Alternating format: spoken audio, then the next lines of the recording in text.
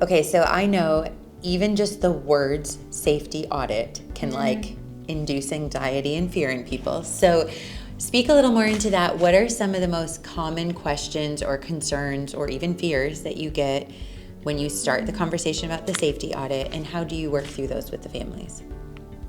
That's such a good question too. The safety audit, as I mentioned, it's a state document, and no shade to the state. Sometimes reading the language that the state chooses can be really confusing and overwhelming. And you're reading this and you're like, what on earth does this even mean? Yeah. So I think that's a really big portion of it too, is just trying to break it down into, I mean, we're already overwhelmed. Like, you're a brand new to-be foster parent and going through all these things, and now you have to read like state language. That's so hard.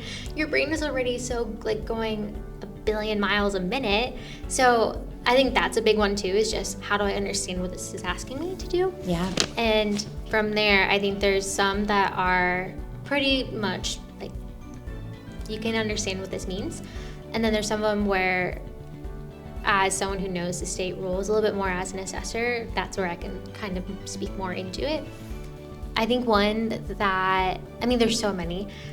One of them that our foster parents tend to have a harder time with is water temperature, because it's so detailed and strict almost. Yeah. And it makes so much sense as to why you can't have scalding hot water, of course.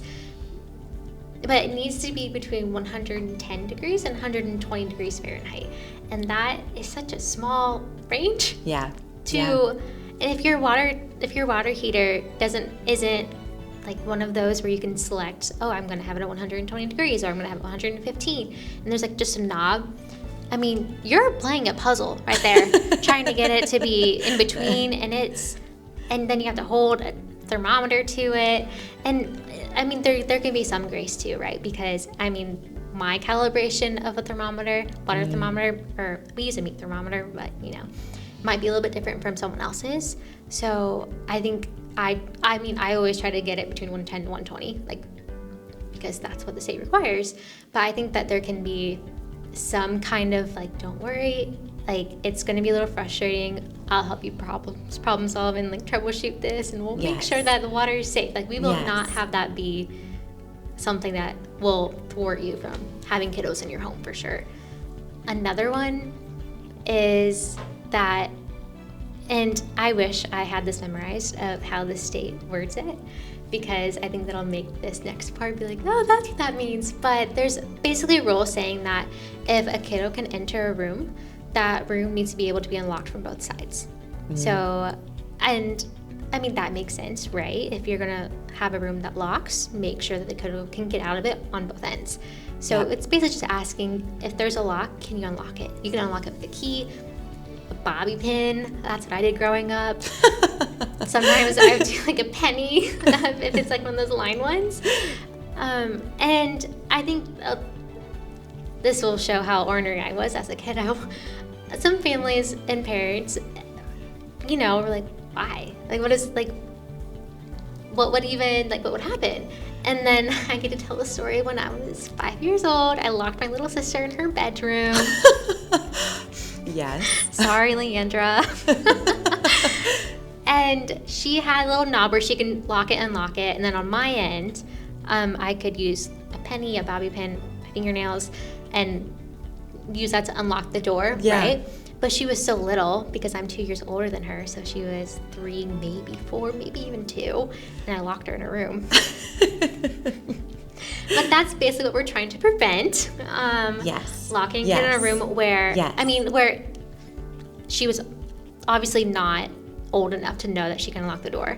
But that's what we're trying to prevent, is a kiddo getting stuck in a room. Absolutely. So, and this is going to seem kind of silly, but sometimes during the safety audit, when I have a little bit more time, I always make sure that we're in line with the state, correct, right?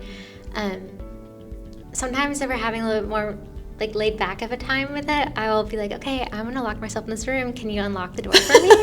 And then it adds a little bit more like, like we don't have to be so strict with the safety audit. And like, yes, it's important. Yes, we're going to follow the state guidelines. Yes. But also, we can have some fun with it. Yeah. And I just really love that part. And then there's like some things where a lot of our families live in the rural area. So we have a lot of families with farm animals, and often I get questions of how is that allowed, or what do I do with this? And it truly is like, well, we just need to make sure that the animals aren't going to harm the kiddos. The kiddos don't have access to the animals without your supervision. So like things that people normally already have in place, like there's a barn, the barn has a lock on it, or the chickens have a coop, and the coop has some kind of like lock or fence around it to where kiddos can't crawl into the chicken coop or something. And then also in rural areas, people will have like ponds or pools. And we have like safety guidelines that the state has also put in place. We have that in document laid out for our foster parents that we can give them. And here are the safety guidelines that we need, and here's how we can meet those. I love how you pulled all that together again, Lexi, and just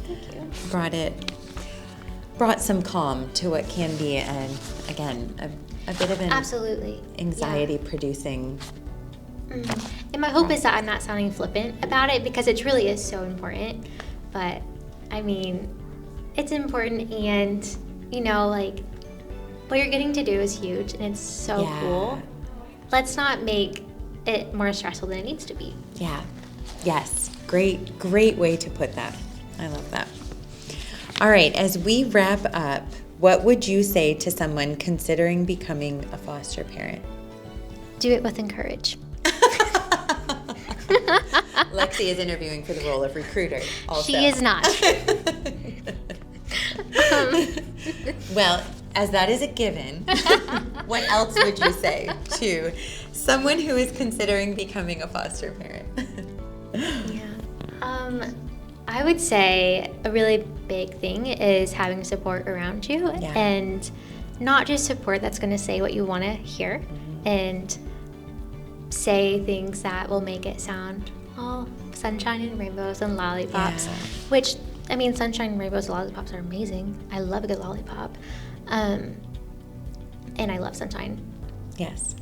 But I think it's also, you're doing a disservice to the people that you live with in your community when you don't reflect the things that are going to be hard and sit with them in that and walk through it with them.